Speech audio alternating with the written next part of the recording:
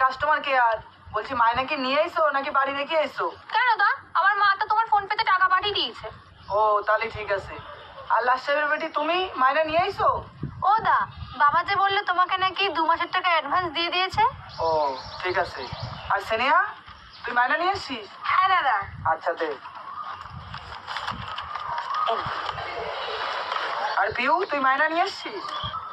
না দাদা, আমি আজকে আনতে ভুলে গেছি। ও আচ্ছা ঠিক আছে, তা পরের দিন নিয়ে আসবি। এই দেবাশিস, হ্যাঁ দা। তুই মায়না নিয়ে এসছিস? দা বাবা বলেছে 2 দিন পরে দিতে। কি করে? এই ফালাক, তুই মায়না নিয়ে এসছিস?